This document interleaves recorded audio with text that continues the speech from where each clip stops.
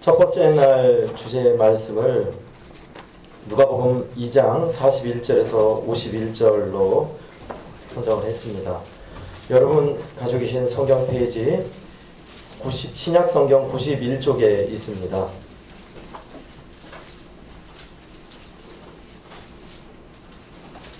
신약 성경 91페이지 누가복음 2장 41절에서 51절까지 말씀을 제가 봉독해 드리겠습니다. 그의 부모가 해마다 6월절이 되면 예루살렘으로 가더니 예수께서 12살 되었을 때에 그들이 이 절기의 관례를 따라 올라갔다가 그 날들을 마치고 돌아갈 때 아이 예수는 예루살렘에 머무셨더라. 그 부모는 이를 알지 못하고 동행 중에 있는 줄로 생각하고 하루 길을 간 후 친족과 아는 자 중에서 찾되 만나지 못하매 찾으면서 예루살렘에 돌아갔더니 사흘 후에 성전에서 만난즉 그가 선생들 중에 앉으사 그들에게 듣기도 하시며 묻기도 하시니 듣는 자가 다 그 지혜와 대답을 놀랍게 여기더라. 그의 부모가 보고 놀라며 그의 어머니는 이르되 아이야 어찌하여 우리에게 이렇게 하였느냐 보라 너희 아버지와 내가 근심하여 너를 찾았노라. 예수께서 이르시되 어찌하여 나를 찾으셨나이까 내가 내 아버지 집에 있어야 될 줄을 알지 못하셨나이까 하시니 그 부모가 그가 하신 말씀을 깨닫지 못하더라. 예수께서 함께 내려가사 나사렛에 이르러 순종하여 받드시더라. 그 어머니는 이 모든 말을 마음에 두니라. 예수는 지혜와 키가 자라가며 하나님과 사람에게 더욱 사랑스러워 가시더라. 아멘. 우리 양평원의 귀한 신앙 세미나 자리에 저를 초청해 주셔서 너무너무 고맙습니다. 이력을 보시면 알겠지만 저는 평범한 사람입니다. 특별하게 유학을 갔다 왔거나 신학의 석박사 과정을 밟았거나 그런 것도 아니고요. 목회를 너무너무 잘해가지고 소문이 나서 여수 지역에 소문난 그런 사람도 아닙니다. 평범한 목사입니다. 그런데 원장님께서 부탁해 주셨을 때 기도해 보겠습니다 하고 기도를 하는데 그런 마음이 자꾸 들어요. 하나님께서 평범한 목사인 나에게 언제 올지 모르는 이 기회를 주셨는데 주님께서 주신 이 기회에 최선을 다해서 감당하는 것이 마땅하겠다 생각이 되어서 순종하는 마음으로 하겠습니다 하고 원장님께 말씀을 드렸습니다. 그리고 나서 후회를 참 많이 했습니다. 안 해본 일일 뿐만 아니라 이렇게 많은 분들 앞에서 강의를 해본 적이 거의 없거든요. 목회하면서 예배 드릴 때 설교 말고는 없는데 부담이 100배였습니다. 그런데 이런 일을 통해서 우리 하나님께서 좋은 경험을 하게 해주시고 또 말씀을 자꾸 더 생각하게 해주시고 이끌어 주셔서 저한테는 훨씬 유익이고 좋았습니다. 우리 주님께서 귀한 신앙 세미나를 통해서 우리 직원 여러분들에게도 귀하신 은혜와 시원케 하시는 생수와 같은 은총을 더해주시기를 간절히 축복합니다. 아멘. 여러분 오늘 하루도 고생하고 수고하셨는데 우리 가슴에 손을 얹고 자기 자신에게 이렇게 한번 고백할까요? 하나님 사랑 안에서 너는 참 자랑스럽다 할까요? 시작. 하나님 사랑 안에서 너는 참 자랑스럽다. 아멘. 하루 종일 수고하시고 고생하셨는데 몸이 좀 고단하시기도 노곤노곤하시기도 하실 거예요. 그래서 한번 기지개를 펴고 우리가 한번 시작했으면 좋겠습니다.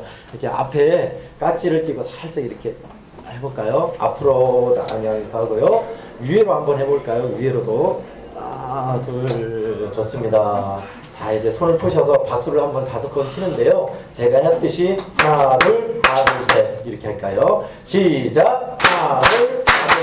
네 잘하셨습니다. 네, 원래 술래가 되게 묘미예요. 오늘 수련의 총 제목을 슬기로운 병원 생활이라고 잡았습니다. 사실 이 제목은요 제 아내가 드라마를 보는데 제가 퇴근하고 오면 드라마를 열심히 보고 있어요. 그래서 뭘 보고 있는 거 하고 참고로 저희 집엔 TV가 없는데 그 인터넷 창으로 보고 있는 거예요. 슬기로운 의사생활이었습니다. 의사생활이면 의사생활이지 왜 슬기로워? 라고 생각하면서 가끔 조금씩 봤더니 뭐 조정석이라는 사람이 막 노래도 부르고 막 웃기게도 나오더라고요. 근데 원조는 그게 아니래요. 원조는 슬기로운 깜빵 생활이 원조래요. 근데 감옥 생활이면 감옥 생활이지 무슨 슬기롭다냐라고 생각했는데 그 이야기를 들어보니 감옥 속에서 사람들 사이의 관계가 흐트러진 것이 지혜롭게 또 좋게 풀어가는 것을 이렇게 그린 내용이라고 그래요. 그러면서 이번 세미나 주제를 슬기로운 병원 생활을 하면 어떨까 하고 생각을 했습니다. 여러분 병원 생활 슬기롭게 하고 계신지요? 어떻게 하면 슬기로운 병원 생활, 슬기로운 직장 생활, 슬기로운 신앙 생활을 우리가 그렇게 할 수 있을까요? 먼저 신앙 생활, 병원 생활, 직장 생활, 뭐 생활은 다 알겠지만 앞에 수식어, 형용사인 슬기로운이라는 뜻을 우리가 찾아볼 필요가 있겠지요. 국어사전적 의미를 보면요, 슬기로운은 한자가 아니라 순 한글입니다. 그러면 그래서 문제가 하나가 들어갑니다. 이제 어려운 문제 아니니까요. 긴장 푸시고 제가 슬기로운 병원 생활이라 했는데 슬기로운이라는 말을 대체할 수 있는 다른 말이 없을까요? 똑똑한 병원 생활, 바람직한 병원 생활, 뭐 은혜로운 병원 생활, 뭐 현명한 병원 생활, 여러 병원 생활이 있겠지요. 슬기로운 병원 생활에 말고 내 나름대로 다른 것을 붙인다면 어떤 것을 붙여볼 수 있을까요? 제가 지명해 드리겠습니다. 여러분이 제가 우리 직원들 얼굴을 몰라서 한번 익힐 겸 겸사겸사 해서 한 번만 정답 없으니까요. 저는 이렇게 생각해요. 이 말이 좋은 것 같아요. 해도 좋습니다. 이비병동의 이비병동의 최혜린 선생님이 누구세요? 예, 오늘 비번인 것 같습니다. 그렇다고 이비병동을 지나갈 수는 없죠. 하고운 선생님이요. 네, 그렇습니다. 이런 역사가 일어나면 안 되는데 그렇다면 초음파실의 서은숙 선생님. 네. 슬기로운 병원 생활 말고 나만의 대체할 수 있는 단어는 뭘까요? 지혜로운 병원 생활. 그렇습니다. 주여. 박수 한번 쳐주세요. 네. 사실요, 이게 정답이셨어요. 왜냐하면 제가 국어사전을 찾아보면서 슬기로운에 제일 비슷한 말이 뭔가를 인터넷에 막 뒤졌거든요. 한자로 지혜롭다가 제일 비슷한 말이었어요. 지혜로운 병원 생활. 이렇게 대체하면 여러분이 이제 많이 와닿죠? 우리 신앙적인 면으로 많이 와닿죠? 자, 그래서 제가 선물을 1번에서 5번까지 준비를 했습니다. 1, 2, 3, 4, 5 중에 한 번 번호만 선택하셔요. 몇 번이셔요? 4번 좋습니다. 네.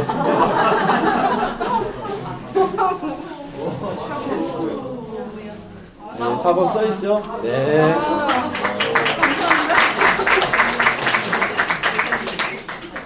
그렇습니다. 슬기로운 병원 생활을 지혜로운 병원 생활로 할 수 있어요. 여러분 어떻게 하면 우리가 지혜로운 병원 생활을 할 수 있을까요? 슬기롭다, 지혜롭다의 사전적 의미는 이래요. 이치를 바르게 파악하고 이를 정확하게 처리할 방도를 생각해내는 재능. 어렵지만 뭐 어려운 난제나 어려운 일들을 바람직하게 풀어가는 것을 지혜, 슬기롭다라고 합니다. 어떻게 하면 우리가 슬기로운 병원 생활을 할 수 있을까요? 지혜롭게 병원 생활을 할 수 있을까요? 그런 의미에서 우리가 현상과 외관과 내용을 따져볼 필요가 있습니다. 진짜 지혜롭게 알차게 병원 생활을 하려면 우리가 알차게 채워져야겠죠. 어려운 이야기를 했습니다만은 현상과 본질 벌써 어렵잖아요. 철학적인 얘기잖아요. 인문학적인 얘기 같고 조금 더 깊이 철학으로 들어가면 현상학과 해석학의 차이입니다.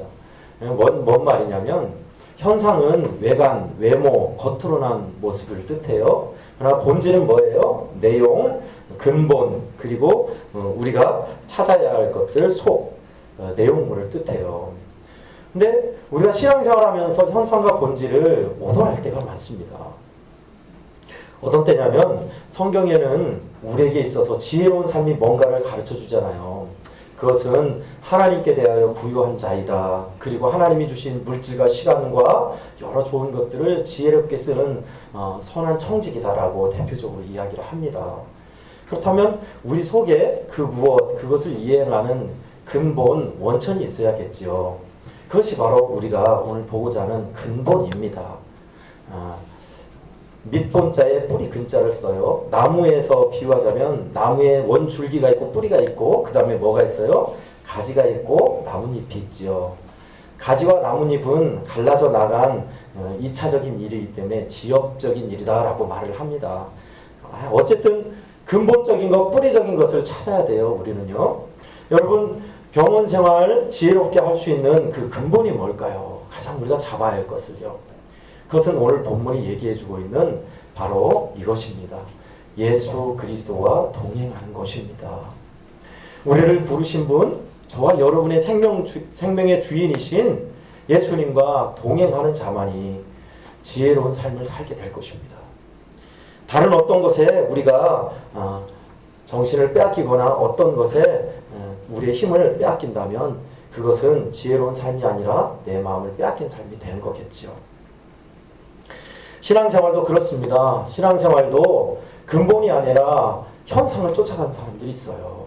예배생활 열심히 하고 기도생활 열심히 하고 헌금생활 열심히 하고 주일 예배 빠지지 않고 봉사 잘하고 등등은요. 실상은 우리 속에서 나오는 외관적인 모습입니다. 근데 우리는 어떻게 생각해요?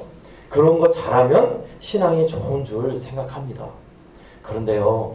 여러분 교회에서 한번 보세요. 성가대 꾸준히 하고 주일학교 교사 꾸준히 한 사람들 중에 그런 분들이 계시잖아요. 진짜 올해만 하고 그만해야지. 그리고 내년에는 도저히 힘들어서 못하겠습니다. 라는 분들이 계시잖아요. 물론 수년 동안 그렇게 일해와서 그래요. 그런데요. 실상은요. 그 열심의 근거가 힘의 원천이 어디 있는가를 보셔야 돼요.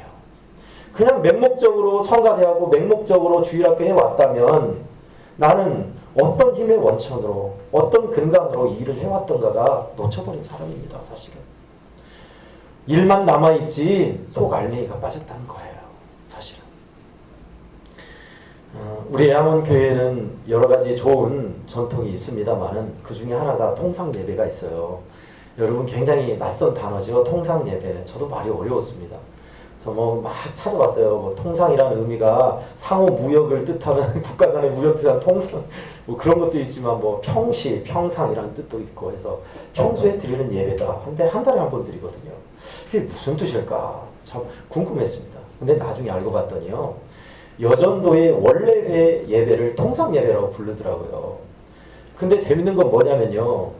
예배 시간은 40분인데 회의 시간, 임원회 회의 시간, 통상 원래 회의 시간은 5분이 채 안 돼요. 그게 굉장히 특이하잖아요. 여러분의 교회 한번 보세요. 남선교회나 여전도에 원래 하거나 재직회 할 때 예배를 한 40분 드리고 회의를 55분 하는 교회 봤습니까? 없을 겁니다. 없어요. 근데 애양원교회 일여전도는 그렇게 해요. 해오고 있어요. 지금껏. 저는 생각했습니다. 왜 이렇게 했을까? 그걸 보니까요. 여러분 예배가 먼저일까요? 회의가 먼저일까요? 보통은 우리는 현실적으로는 예배 몰래 드리니까 회의가 이제 주 핵심이니까 회의 시간을 많이 잡아요. 근데 생각을 달리 하신 거예요. 아니다. 우리가 하나님 앞에 예배 드리는 것이 먼저다. 해서 예배 시간을 길게 잡고 회의는 간단하게. 그렇게 하신 거예요. 그 전통이 지금까지 이어온 겁니다.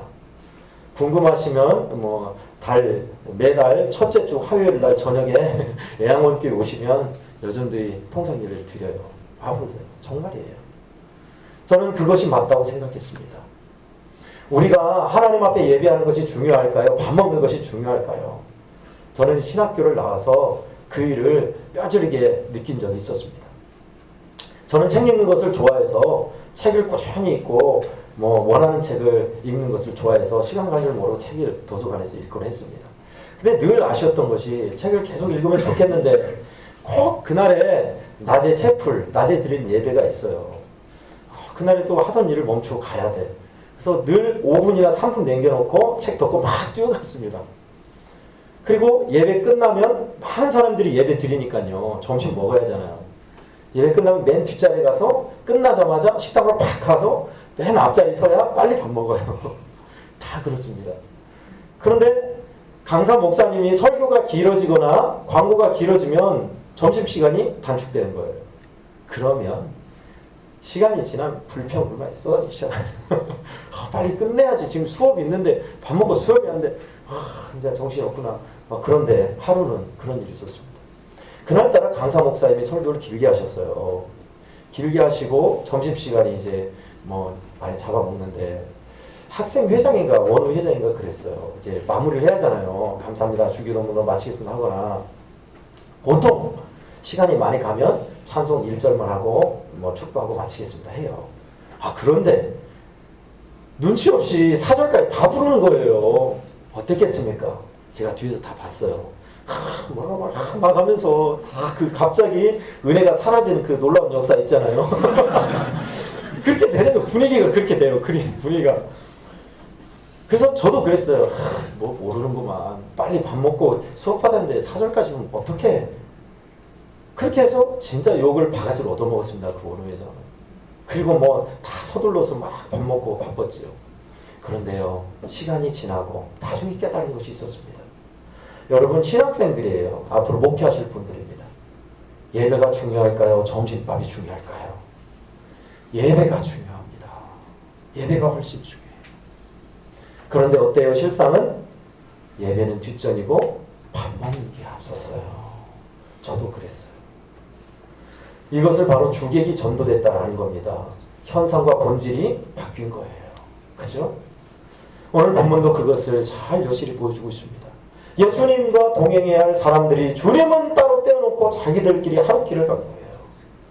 하룻길을 가고 나서 잠자리에 들려가 보니 예수가 없는 거예요. 예수가. 다 찾아봐도 모르는 거예요. 그래서 자고 나서 어두우니까, 지금처럼 전기가 있는 게 아니겠죠? 어두우니까 예수님을 다시 찾으러 하룻길을 또 간 거예요.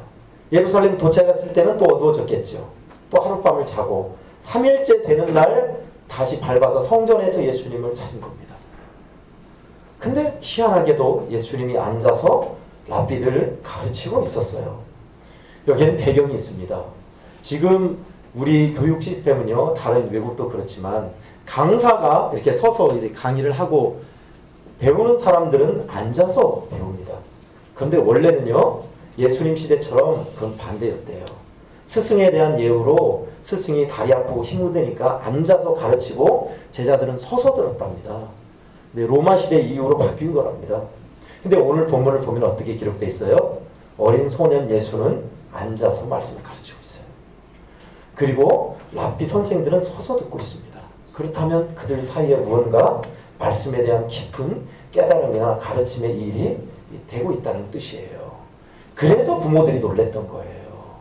어린 예수가 나사렛에서 율법을 배운 적이 없는데 당대 최고의 학자들은 율법 선생을 가르치고 있으니 깜짝 놀랄 만한 일이었습니다. 이스라엘 전통에 의하면요, 12살이 되면 원래 소년에서 12살이 되면 정식 율법 선생, 그 당대 최고 선생님에게 율법 질의응답 시간을 갖는다고 그래요. 예수님이 갔던 때는 그런 배경을 두고 있습니다. 당대 최고의 율법 선생은 샴마이 학파 그리고 힐렐 학파였습니다. 힐렐은 율법을 아주 부드럽게 적용했고 자비롭게 적용했던 사람이고요. 샴마이파는 아주 율법을 강력하게 준수한 것을 지켰던 파였습니다. 그분들이 어린 예수와 대화를 한 거예요. 그런데 이제 어머니 마리아가 묻죠. 얘야, 왜 우리를 따라오지 않고 여기 있었느냐? 했을 때 예수님의 대답이, 내가 내 아버지의 집에 있어야 할 줄 알지 못하셨습니까? 예수님의 대답은, 진짜 내 하늘 아버지가 계신 이 성전에 내가 있어야 할 줄 모르셨습니까? 라는 대답이었습니다. 그리고 예수님은 성전에 계속 율법학자들을 가르칠 법도 한데 부모를 따라가서 그 촌에서 희종하며 순종하며 받으셨다라는 것이 예수님의 어렸을 때 기억입니다. 이 기록이 소중한 것은요, 예수님의 소년 시절 어렸을 때 기억이 많지 않아요. 그래서 소중할 뿐만 아니라 우리에게 귀한 교훈을 주기에 그렇습니다. 여러분, 세상에 바쁜 일, 힘겨운 일, 고민스러운 일, 묶인 일에 우리가 신경을 쏟다 보면요, 집중하다 보면 어느새 우리는 본질을 놓쳐버려요. 예수 그리스도, 해결자이신 예수 그리스도, 우리가 바라봐야 할 분, 의존해야 할 분을 놓치게 돼요. 바쁜 일에 함몰되어서 이 일에 쫓기다 보면, 또 이런저런 고민에 생각에 빠지다 보면, 세상 유행을 따라가다 보면요, 예수님을 놓쳐버려요. 박정순 목사님이 이것을 예수를 잃어버린 사람들이라고 표현했습니다. 참 적합한 표현이에요. 오늘날 교회에, 오늘날 성도들에게, 오늘날 믿음의 사람들에게 이 물음은 참 중요합니다. 믿음 생활을 한다지만 예수를 잃어버린 사람이 있어요. 예수가 없이 믿음 생활하는 사람이 있어요. 주님이 머리라 하지만 예수님이 없는 교회가 있어요. 믿음 안에서 신앙생활하면서 믿는 사람들끼리 조직된 단체이지만 예수가 없는 단체가 충분히 있을 수 있습니다. 핵심은 예수 그리스도인데 본질이 빠진 거예요. 여러분, 쉽게 얘기하면 찐빵에 단팥 빠지면 끝난 거잖아요. 갈치조름에 갈치가 빠지면 안 되잖아요. 그렇습니다. 그래서 오늘 첫 번째 강의는 우리 본질을 채우셔야 돼요. 본질, 진리, 내용이신 예수 그리스도 말입니다. 이렇게 하다 보면 제가 생각해 봤어요. 목사님 말씀하시는 본질 내용이 중요하구나. 형식은 크게 우리가 상관할 필요가 없구나 라고 생각할 수 있습니다. 아닙니다. 형식도 중요해요. 여기 있는 물컵이 있습니다. 여러분, 이 물에, 이 컵에 물을 담았으니까 물컵이죠. 여기에다가 주스를 담으면 주스가 될 겁니다. 링거 포도당 5%를 담으면 포도당 그릇이 되겠죠. 그릇에 무엇을 담느냐가 그것을 결정합니다. 내용이 중요한 거예요. 사실 국을 담으면 국그릇, 밥을 담으면 밥그릇이에요. 그런데 여러분, 국을 5강에 담는 사람 봤습니까? 밥을 소밥그릇, 여물통에 밥을 담아서 주는 사람 봤습니까? 그릇도 중요해요. 그릇도요. 그릇의 중요함, 형식의 중요함, 내용의 중요함, 둘 다 중요하죠. 그런데 굳이 따지자면 우리는 내용을 더 중시하는 것이 좋습니다. 깨끗한 그릇이면, 단정한 그릇이면 좋거니와 내용이 알차고 좋으면 훨씬 좋습니다. 그런 의미에서 오늘 말씀을 볼 때요, 우리가 어떻게 주님을 잃어가는가, 여러 가지가 있겠습니다만은 먼저는 우리가 바쁜 일을 통해서 잃어버려요. 예수님을. 병원이 한참 이제 농한기 때는 좀 한가하지만 농한기 때가 바쁘시죠. 농번기 때가 한참 농부들이 바쁘니까 병원에 못 오고 수술이 잡혀있고 환자들이 몰려오면 얼마나 바쁘요. 여러분들 막 환자 접수받고 막 정신 없잖아요. 그렇게 일에 막 치다 보면 아이고 쉬고 싶다라는 생각이 들고, 아이고 왜 이렇게 사람이 많지, 또 무슨 잘못된 일이 생기거나 하면 그거 수습하느라고 온 신경을 다 썼잖아요. 그러면 어느새 이번 주 말씀이 뭐였지, 내가 오늘 아침에 큐티하면서 어떻게 살려고 했지, 그것을 까맣게 잊어버려요. 여러분만 그런 게 아니라요, 목사님 저도 그렇습니다. 하루에 새벽 말씀을 전하고 나서 오늘은 나 이 말씀대로 살 거야 하면서 기록까지 해놔요. 그런데 뭐 노회가 있다, 모임이 있다, 시차례가 있다, 뭐 이런저런 일을 하다 보면 어느새 까맣게 잊어버려요. 주님을 잃어버린 사람들입니다.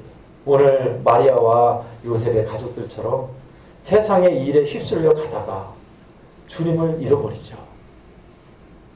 그렇게 됩니다. 본문이 이것을 잘 말해주고 있습니다. 또는 중요한 일에 온통 신경을 쓰다 보면요, 먼저 챙겨야 할 근본을 잊어버릴 때가 있어요. 뭐 순천에 사신 분 중에 그 교회 다니신 분도 모르겠습니다만은 지금은 고인이 되셨어요. 2019년에 돌아가셨는데, 안중남 목사님이라고, 서로 사랑하는 교회 그 호수 있는 그 동네가 조례동이죠. 제가 이제 동기 목사님 그 부목으로 계셨을 때 수요 예배 한번 참여한 적이 있습니다. 근데 그 안금남 목사님이 깨달은 바를 한번 말씀 중에 가르쳐 주시더라고요. 서로 사랑하는 교회 개척하기 전에 다른 교회에서 목회를 할 때입니다. 교회가 엄청 부흥할 때예요. 부응하고 감사한 마음으로 목회를 하면서 전도 훈련에 힘썼습니다. 그러니까 성도들이 전도할 수 있도록 전도에 힘쓰며 기도하고 있는데 문득 어느 날 새벽 기도에 그 질문이 마음속에 날카롭게 오더래요. 너 솔직하게 대답해봐라. 네가 지금 하고 있는 이 전도가 교회의 부흥과 나를 위한 것인지, 너의 목회의 성공과 너의 야망을 위한 것인지 솔직히 정직하게 대답해봐라. 그 질문 앞에 서게 된 거예요. 어떨 것 같습니까? 목회자들에게는 성도가 늘어나고 교회 부흥하는 것이 영광이에요. 내 목회 잘하고 있다는 것을 입증하는 겁니다. 그리고 자기 업적, 성취를 이루는 거고요. 교회도 좋고 나도 좋은 거예요. 그래서 전도를 강요하고 전도 폭발훈련, 전도 특공대 등등 많잖아요. 그런데 솔직히 말하면 주님의 일, 주님의 지상 사명을 빗대어서 내 야망을 숨기는 건 아닌지, 내 성공과 업적을 위해서 일을 하고 있는 건 아닌지는 정확히 보셔야 돼요. 안금남 목사님은 그 후에 참으로 회개했노라고 고백하시더라고요. 그리고 나서 전도훈련 그리고 전도에 가는 일을 접었다고 말씀하시더라고요. 물론 이제 전도하지 말라는 뜻은 아니에요. 분명히 그렇습니다. 주의 일, 믿음의 일, 선한 일을 한다 하지만 근본이신 예수님의 정신, 주 예수님이 기뻐하는 바를 놓칠 때가 있어요. 저도요, 애양원교에서 부교육자로 6년 이상을 있었는데 수련회를 참 많이 했습니다. 수련회를 유초등부, 중고등부, 청년부, 여름, 겨울 했으니까 1년에 6번씩 하죠. 66에 36, 적어도 30번 이상 한 거예요. 그때마다 늘 새로운 프로그램 짠이라고 우리 선생님들 모여서 달달달 벗고 아이디어 꺼내라고 하고 그랬습니다. 기도 모임하고 준비하고.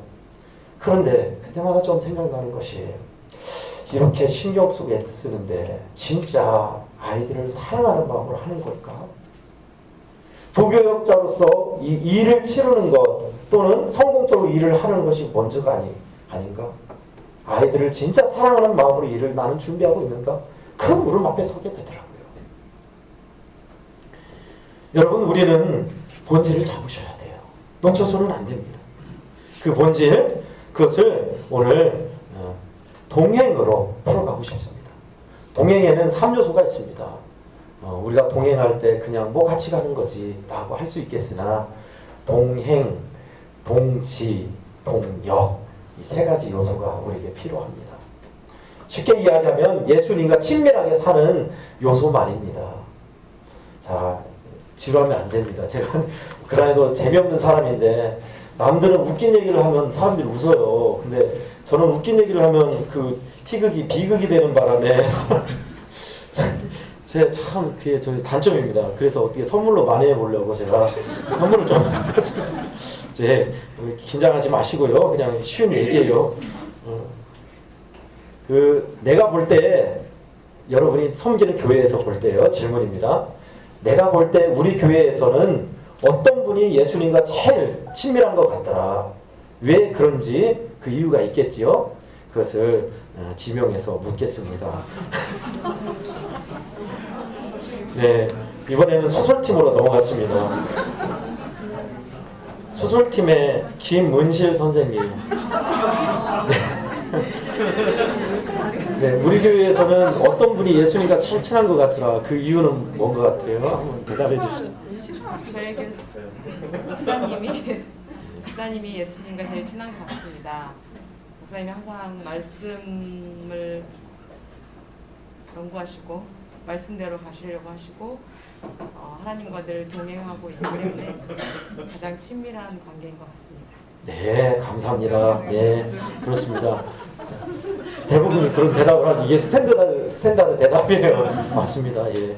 아무래도 목회자들이 말씀 보고 기도하는 일이 더 성도들보다는 많겠죠. 그렇습니다.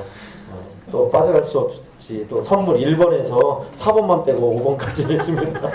번호만 말씀해 주시면 3번 3번이요. 네, 좋습니다.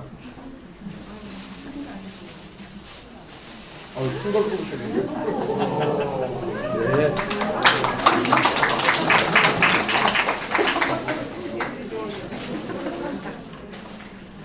네, 그렇습니다. 우리 주님의 말씀, 주님의 뜻대로 사시는 목사님들이 제일 가깝다고 생각하는데요. 저는 사실요, 저는 잘 알잖아요. 제 자신을 얼마나 엉터리인지 알기 때문에.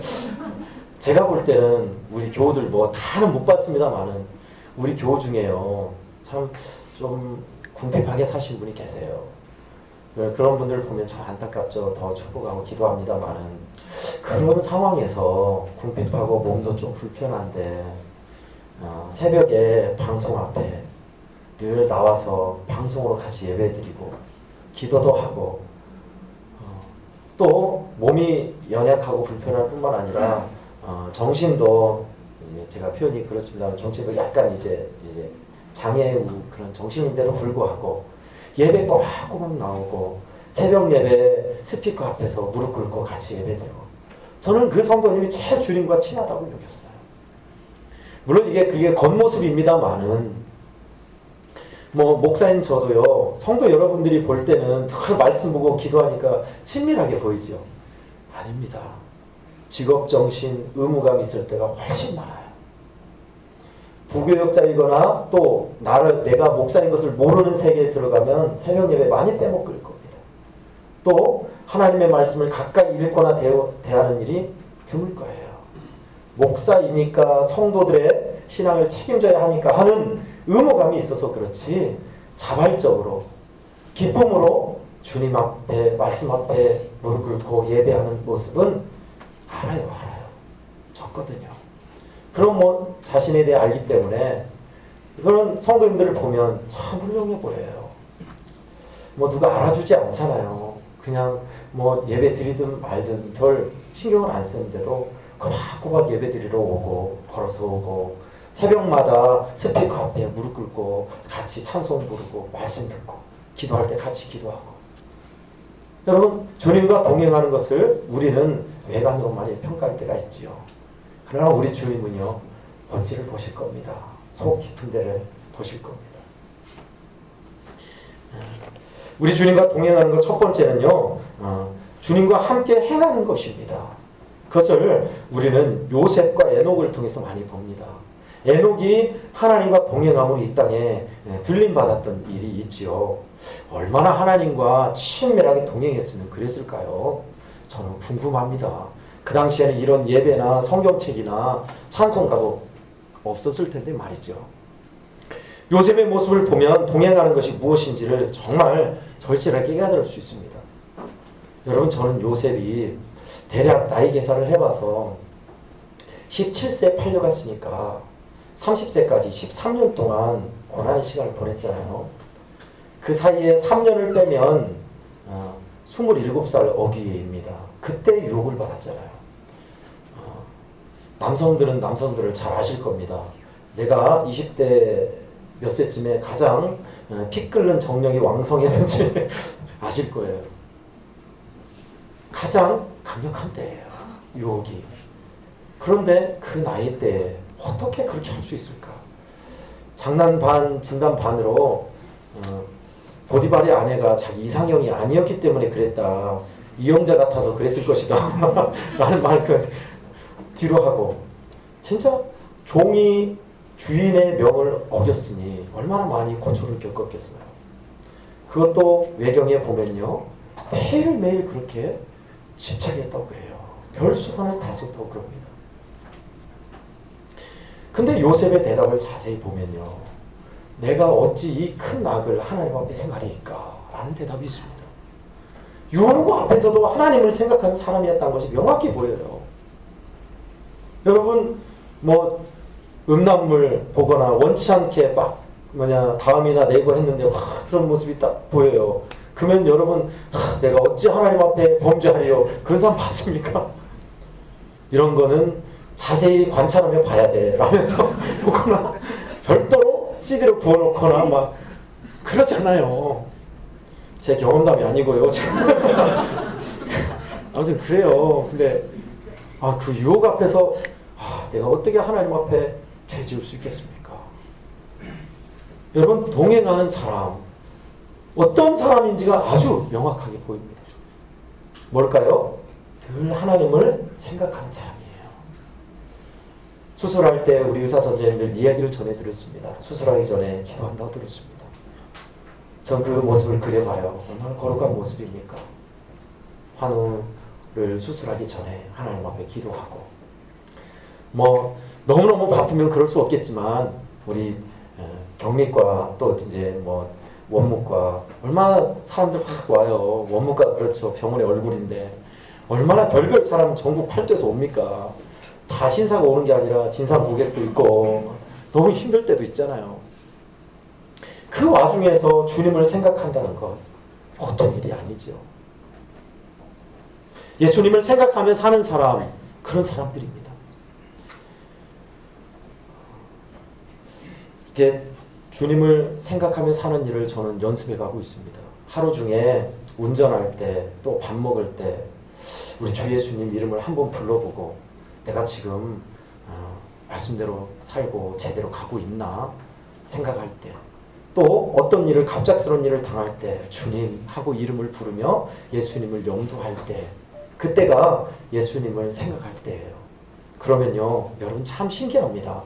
예수님을 생각만 했는데도요 주님의 마음이 무엇인지가 깨달아지고 마음이 바꿔져요.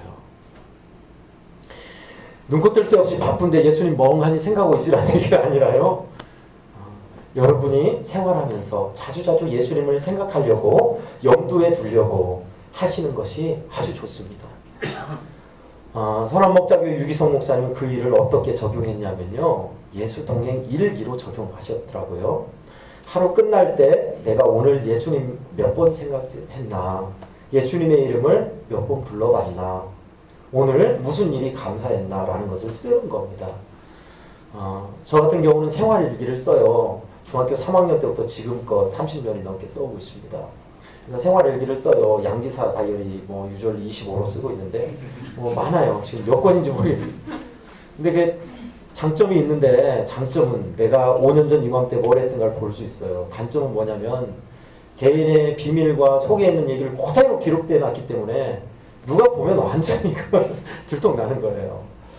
결혼하고 나서 그게 참 진짜 처리 곤란이었습니다. 그래서 별도로 이렇게 처리해놓고 써가고 있는데요. 예수 동행 일기는 예수님과 내가 어떻게 동행했는가를 초점이 맞춰서 쓰는 일기예요. 그런데 참 재밌습니다. 한 목사님은 동행 일기를 서로 나누거든요. 한 목사님은 운전대만 잡았다면 다른 사람으로 돌변하는 목사님이 계셔요. 운전대만 잡았다면 성령이 떠나가셔. 그래가지고 그 카레이서가 되는데, 오죽했으면 사모님이 그 핸들 앞에 붙여놨다고 그러잖아요. 운전대에도 하나님은 계십니다 라고. 그렇게 험악하게 운전한 목사님 계신데 예수 동행 일기를 쓰면서 주님의 이름을 부르면서 시작한대요. 그러면서 갑자기 끼어드는 차가 딱 오면 육두문자를 쓰면서 막 개인 방송을 했는데 어느 날인가부터 주님 생각하며 운전하고 나니까 확 끼어드는 차가 있거나 진로가 위험하게 감차했다면 저 사람이 주님 바쁜가 봅니다 하고 씩 웃게 되더래요. 그 기록을 하셨더라고요. 아무것도 아닌 것 같지요. 소소한 것 같지요. 여러분, 주님과 동행하는 것은 이런 겁니다. 예수님을 생각하며 사는 사람, 주님을 염두하며 사는 사람 말입니다. 한번 여러분이 집에 가서 한번 딱 생각하고 적용해 보세요. 오늘 하루 살아가면서 나는 예수님 생각을 과연 시간으로 따지면 어느 정도 했는가? 극히 드뭅니다. 저도 그러더라고요. 예수님 생각을 자주자주 하는 것은요, 처음에는 좀 안 되지만 하다 보면 주님이 이제 이끌어 가시더라고요. 느닷없이 어떤 길을 가다가 어떤 이야기를 하다가 느닷없이 주님이 생각이 나요. 그렇게 이끌어 가시더라고요. 여러분, 그게 바로 주님과 동행하는 모습입니다. 세상 일에 치여서 내 마음대로 확 바쁜 일에 치여서 쫓기거나 세상 유행 따라가는 사람이 아니라요, 예수님을 생각하고 사는 사람. 저는 우리 양병원 직원들이 그렇게 주님을 생각하며 사는 동행하는 자들 되기를 축복합니다. 아멘. 두 번째는요, 동역입니다. 동역. 힘역자를 써서요, 같을 동 힘역자입니다. 함께 일한다 라는 뜻입니다. 그것은 바로 오늘날 그러면 예수님이 우리처럼 옷을 입고 머리를 기르고 백인의 모습으로 우리 옆에 딱 계시냐? 그런 것은 아닙니다, 사실. 여러분, 예수님, 나 주님을 믿고 싶습니다. 내 마음에 오셔서 나의 주인이 되어 주십시오 하고 영접기도를 하잖아요. 그러면 저와 여러분의 마음의 주님이 성령으로 오셔요. 성령으로 오셔서 우리와 함께 하시고 우리를 이끌어 가십니다. 근데 문제는 내가 주인이 되어 살면 주님은 주인의 자리에서 밀려나시는 거예요. 그것을 성경적 용어로 성령을 소멸한다라고 표현하고 있습니다. 데살로니가전서 5장 20절인데요. 성령을 소멸하지 말고 예언을 멸시치 말고 매사에 헤아려 좋은 것 취하고 악은 모양이라도 버리라. 그러면 그리스도 예수께서 재림하신 날에 흠없고 티 없는 사람이 될 것이다. 그 말씀입니다. 저와 여러분에 계신 성령이 우리의 마음을 지배하셔야 하는데 그래야 주님과 함께 일할 수가 있는데 내가 주인의 자리에 있다 보면 주님이 일을 하시지 못하셔요. 주님은 우리를 아주 인격으로 대하셔서 우리를 강압적으로 완력으로 굴복시키지 않으십니다. 우리의 마음을 두드리시고 열기를 바라시고 우리를 설득하시고 말씀하시고 이끄시지 강압적으로 우리의 무릎을 꿇려서 내 말 들어 하고 확 끌고 가는 분이 아니세요. 그런 면에서 우리는 주님과 동력하려면 성령으로 채워져야 합니다. 성령 충만한 사람 여러분 보셨습니까? 주님으로 충만한 사람이에요. 예수님이 나에게 말씀을 통해서 말씀하신 그건 100% 법이에요. 그것이 바로 주님의 주권, 왕이신 주님이 고스란히 다스리는 사람의 모습입니다. 사무엘상 16장에는 극히 대비되는 그 면이 나옵니다. 성령 충만한 사람과 그렇지 않은 사람의 모습이 나옵니다. 여러분이 잘 알고 있죠? 초대 왕인 사울과 다윗입니다. 사울왕은 처음에 정말 겸손한 사람으로 성령 충만했어요. 그래서 아버지의 명령 따라 나귀를 찾으려고 3일을 헤맬 정도로 그렇게 효성스러운 겸손한 사람이었습니다. 하나님이 그를 기름 부어 세웠잖아요. 성령에 감동하셔서. 그런데 그가 하나님의 말씀에 불순종하고 성령이 떠나가시더니 어떻게 됐냐면 악령이 그 속에 지배하게 됐습니다. 그래서 다윗을 죽이지 못해 안달이 났었죠. 그리고 제사장들과 많은 믿음의 사람들을 처단하는 악행을 저질렀습니다. 지금 있는 이 물컵에 물이 3분의 2가 채워져 있습니다. 그런데 이 물컵을 다 쏟으면 물컵은 비어있는 걸까요? 그렇게 생각할 수도 있을 겁니다. 그러나 실상은요, 물이 쏟아지고 나가면 공기로 채워지는 거예요. 저와 여러분의 마음이 성령이 떠나시고 나면, 성령이 소멸되고 나면 뭐 그냥 내 마음이 가만히 있는 게 아니라요, 죄악이 자리 잡는 겁니다. 허무함이 자리 잡는 거예요. 방황이 자리 잡는 겁니다. 그래서 우리는 우리의 마음을 성령으로 채우셔야 주님과 함께 일하실 수 있어요. 주님과 함께 일하는 사람과 그렇지 않은 사람 보십시오. 다윗은요, 무슨 일을 하든 하나님을 의지하고 하나님이 하자는 대로만 했습니다. 하나님이 왕인 사람이었죠. 다윗에게 주셨던 은혜를 생각하면 정말 놀랍습니다. 다윗은 우리가 볼 때 착각하는 것 중에 하나가, 저도 그랬는데, 다윗은 혼자 10여 년 동안 넘는 동안 혼자 방황한 것이 아니었습니다.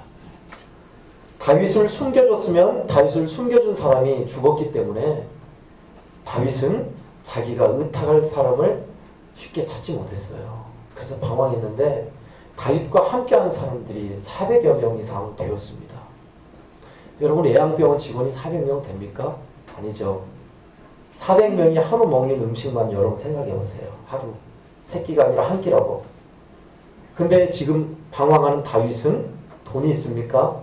음식 대주는 사람이 있습니까? 군사력 보호해줄 사람이 있습니까? 없어요. 방황하며 광야를 방황할 때 그와 함께한 사람 400명이었다고요. 매일매일 음식을 어떻게 구해야 했으며 그 다윗만 보고 따랐던 처자식들, 노모들 어떻게 보호해요? 근데 성경에 보면요, 한 번도 그들이 일망타진되었거나 잡혔거나 고초를 당했거나 그런 기록이 없어요. 기적적으로 하나님께서 다윗과 함께하는 이들을 보호하신 역사가 고스란히 기록되어 있습니다. 어떻게 그랬죠? 하나님의 강력한 보호하심과 은총도 있었지만 다윗은 무슨 일을 하든 하나님이 하자는 대로만 했어요. 오죽 힘들었으면 블레셋이나 이방 나라로 망명을 갔겠어요. 망명 가서 미친 채하고 살아서 겨우 돌아왔는데 다른 나라 블레셋으로 갔다가 모압으로 갔다가 그랬잖아요. 근데 모압에서 이제 좀 살겠다 모압 왕에게 우리 식구들을 보호해 주십시오 하고 그곳에서 요새에서 살고 있는데 하나님이 너는 다시 유다 광야로 가라는 거예요. 저 같으면 안 갑니다.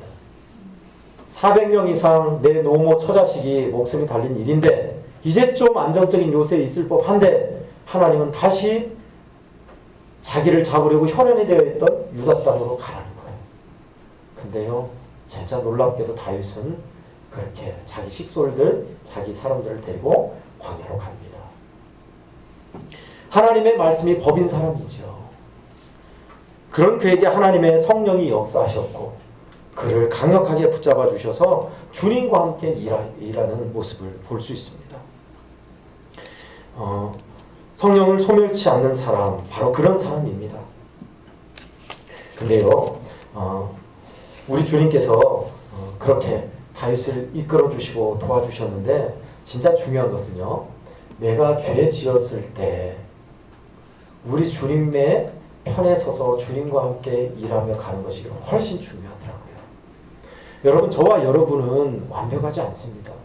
말씀을 전하는 저도요, 언제나 365일 성령 충만하고 말씀과 은혜가 넘치는 사람은 아니에요. 힘들 때 있고 지칠 때 있고 방황할 때 있고요. 말씀의 길을 잃어버려서 헤맬 때도 있어요. 자주자주 넘어져요. 무너지기도 해요. 죄의 유혹 앞에 무릎 꿇기도 해요. 근데 중요한 것은 그거더라고요. 우리 주님이 그런 우리를 가만히 놔두시는 게 아니라 우리에게 오셔서 부드럽고 따뜻한 손길로 우리를 설득하시고 붙드시고 다시 한번 해보자 세우셔요. 그때가 중요합니다. 그러할 때 우리가 주님과 함께 일하며 서는 것이 중요하더라고요. 또 주님과 함께 일하는 사람들은요, 우리 주님이 하자는 대로 하는 일도 있지만 어려움 속에서 주님과 함께 행하는 자입니다. 환난 날에 나를 부르라 내가 너를 건지리니 너가 나를 영화롭게 하리라 하셨습니다. 주님과 함께 일하는 사람은요, 평소에도 그렇지만 환난 때, 어려울 때, 슬플 때도 함께 일하시더라고요.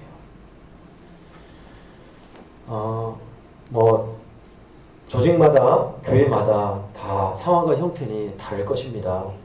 코로나19로 인해서 환경이 많이 바뀌었죠, 여러분.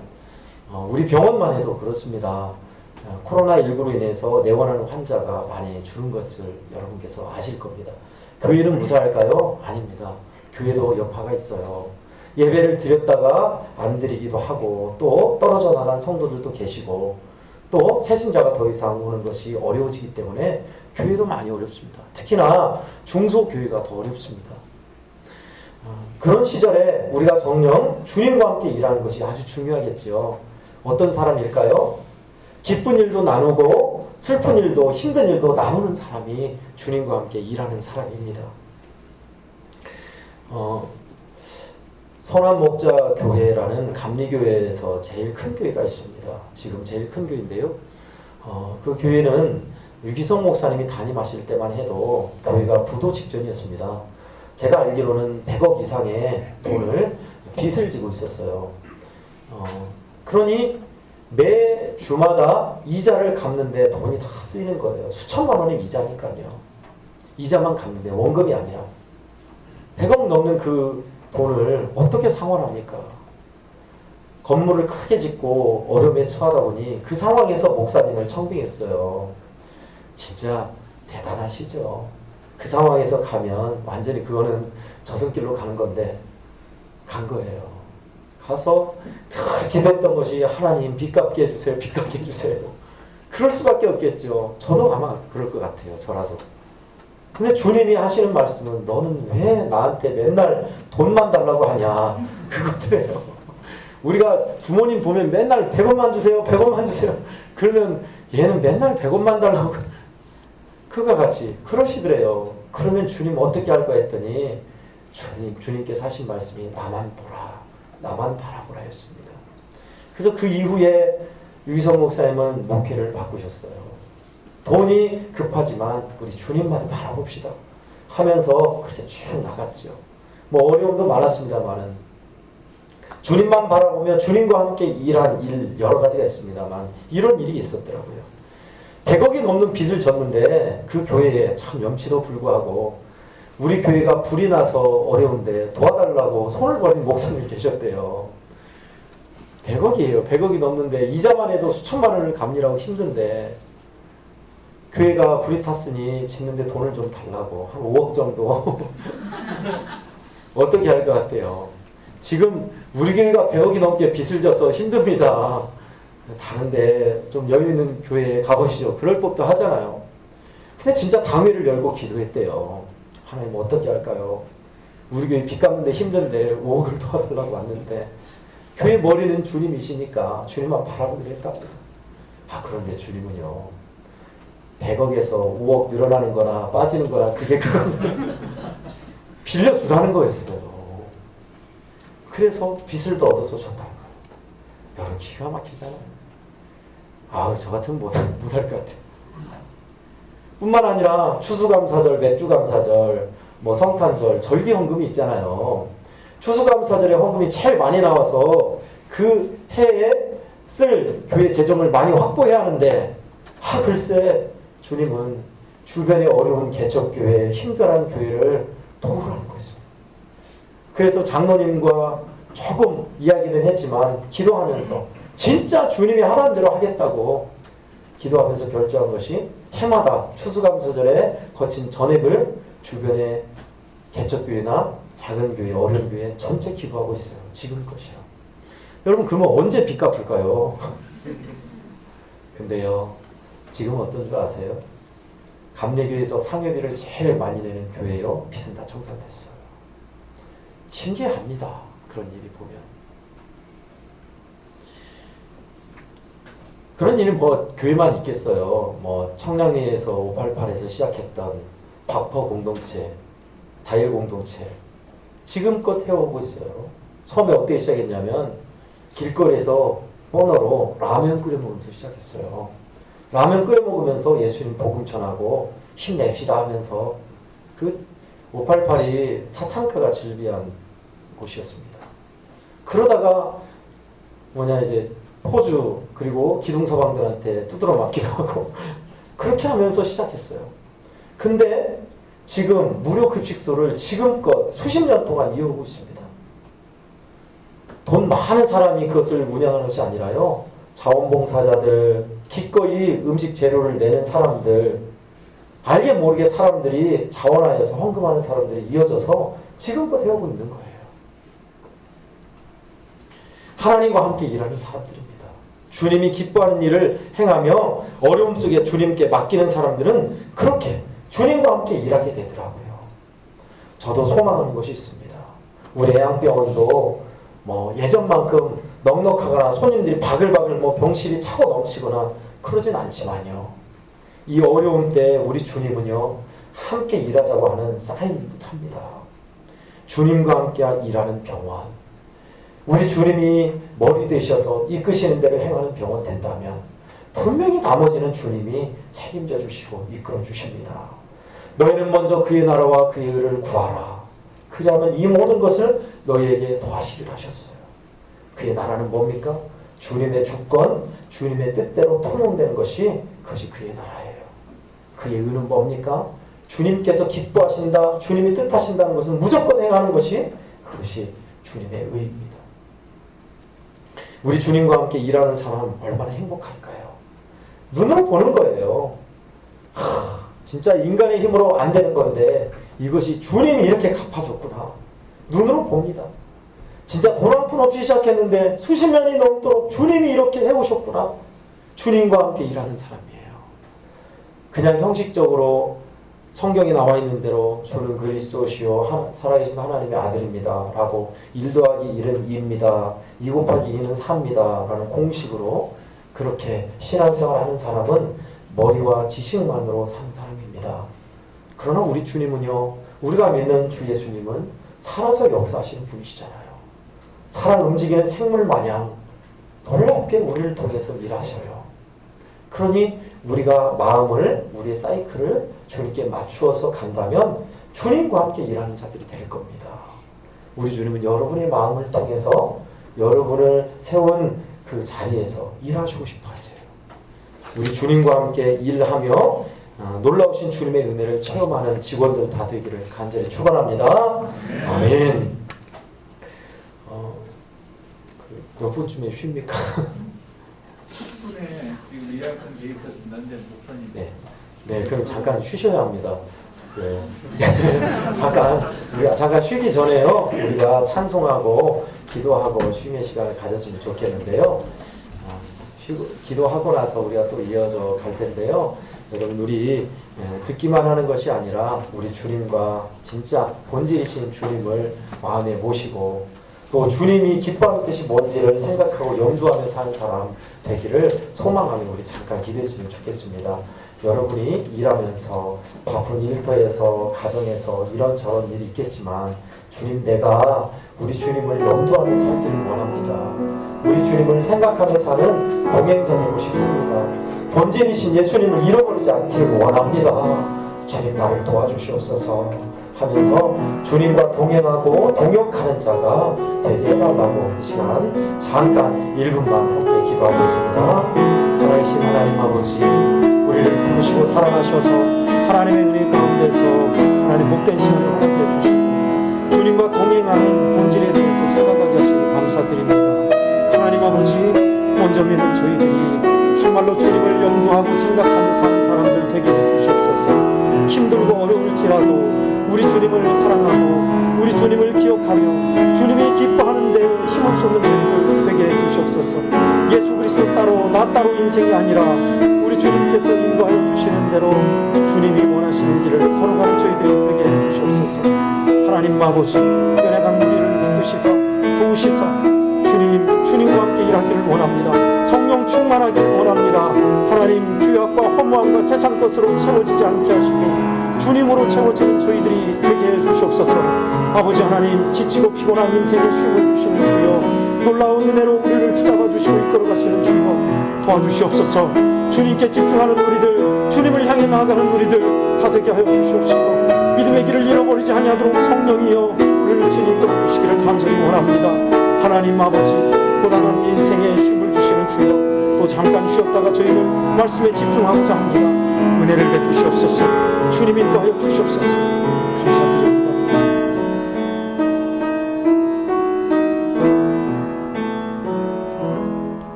너희는 따로 한적한 곳에 가서 잠깐 쉬라. 우리에게 말씀하신 주님 기억합니다. 하나님, 하루 종일 고단하게 일한 우리 직원들 참 쉼을 주시고 주님의 은혜 가운데 말씀의 은혜 안에서 또 거할 수 있도록 인도해 주시옵소서. 쉼의 시간 주시니 감사하며 예수님 이름으로 기도합나이다. 아멘.